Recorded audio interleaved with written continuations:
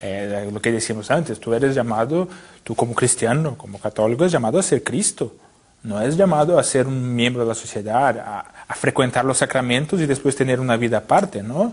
Tú eres llamado a ser Cristo, y Cristo ha defendido la vida, y en ese sentido tienes que defenderla también. O sea, aquello que decíamos antes, que lo que sucede a los demás es que te afecta a ti también, y afectará a tus hijos, y afectará al mundo en que vives. Y tú eres responsable por este mundo en que vives. Con lo cual, un católico no puede ser indiferente, no puede caer en este subjetivismo que es una dictadura actualmente. O sea, o tú eres subjetivista o tú estás excluido de la sociedad. O sea, hay de ti si dices que existe un sí y que existe un no. O sea, no puedes decirlo. No, todo depende, todo depende. No, existe un sí, existe un no. Tenemos que defender y tenemos que tener ideas claras y al mismo tiempo defender la vida porque somos cristianos, porque queremos vivir como Cristo y porque queremos ser buenos cristianos. O sea, había un santo que decía, no basta ser otro Cristo, tienes que ser el mismo Cristo. A veces uno se siente impotente, uno dice, bueno, ¿y qué puedo hacer? Es decir, hay fuerzas políticas tan grandes, es imposible poder influir las decisiones. Usted me comentaba antes de la entrevista de una situación que se dio durante las elecciones presidenciales en Brasil, que me pareció muy interesante. ¿Por qué no nos explica qué sucedió ahí? Pues sí, en ese sentido, o sea, al mismo tiempo que la media decía que el tema del aborto era algo ya tranquilo en el país, o sea, hubo una campaña, no mediática, una campaña en Internet, simplemente con medios pequeños y un grupo pequeño que empezó a distribuir emails y Facebook y redes sociales, empezó a aclarar la situación como estaba, ¿no?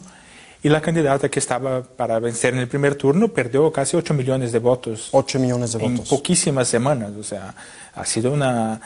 Tanto que al final tuvo que firmar un documento diciendo que no aprobaría el aborto.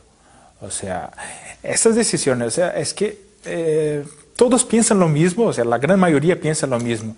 Pero tiene, como se imponen las ideas, piensa, no puedo decir esto. No puedo hablar porque soy el único. Pero claro, el único de tu casa, pero el único de la otra casa. Y así podemos cambiar el mundo. O sea, el Señor cambió el mundo con 12 apóstoles. O sea, no pidió todos. Es relevante que también decía, el 80% aproximadamente de población, por ejemplo, en Brasil, se opone al aborto. El 60% me parece al matrimonio de personas del mismo sexo. Y sin embargo, hace poco el Tribunal Constitucional de Brasil aprobó algo que es contrario a la Constitución. Explíquenos lo que pasó ahí y por qué esto es relevante. Es relevante porque los mecanismos que utilizan para aprobar lo que quieren. O sea, esto que decía antes, que hay una pequeña clase de pseudointelectuales que creen que deben cambiar el país, o sea, independiente de la voluntad de la población, independiente de lo que piense la población. Lo que hizo el gobierno ha sido, bueno, disfrazado, no dijo que era el gobierno, pero metió una decisión en el Supremo Tribunal Federal, que es el órgano encargado del Tribunal de Constitucionalidad. Defiende lo que es, o sea, que defiende claro la Constitución y lo que dice la Constitución, se supone. Claro, el Supremo hace las decisiones, algunas decisiones que van en última instancia, pero también es el encargado de definir lo que es constitucional y lo que no es constitucional.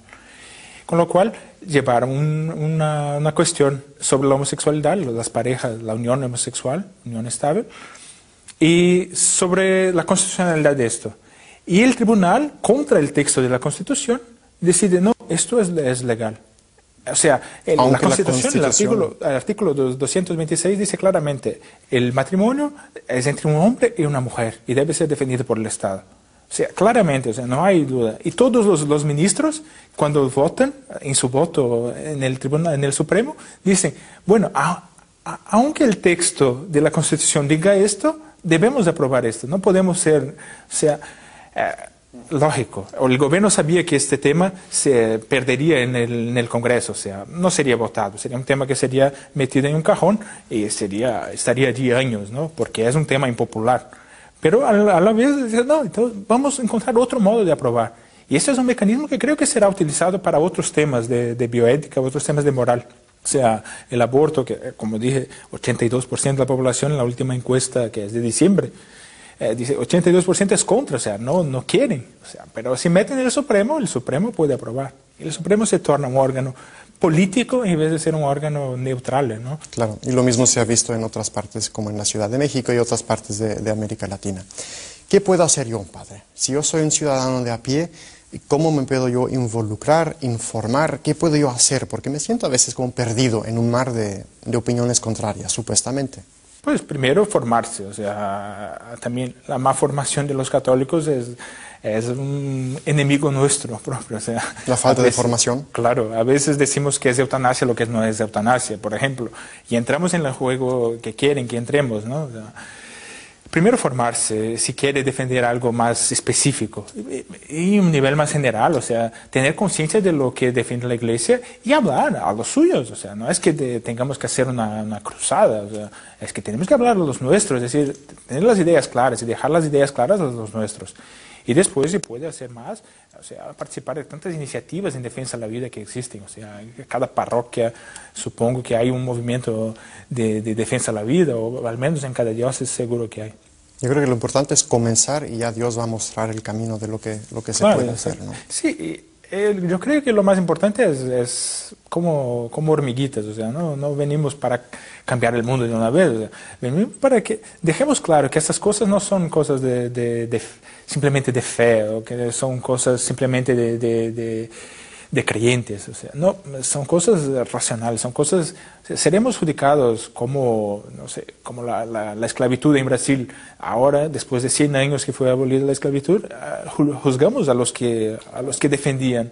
Pues seremos juzgados por eso también, o sea, por esas muertes, por esas investigaciones con embriones, por esos crímenes contra la humanidad que estamos cometiendo y que no nos damos cuenta. Pues Padre Elio Luciano, muchas gracias por haber compartido con nosotros esta información. Es muy poco tiempo, es un campo vasto, pero creo que hemos podido aclarar muchas ideas.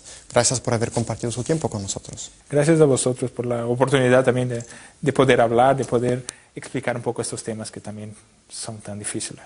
Y amigos, gracias a ustedes por habernos seguido en este subprograma Donde Dios Llora. Si quieren más información sobre cómo pueden ayudar a la iglesia perseguida, a la iglesia que sufre, cómo involucrarse en su iglesia, ahí donde estén, vean la información de contacto al final del programa en su pantalla. Gracias nuevamente, que Dios les bendiga y si Dios quiere, nos vemos la semana que viene.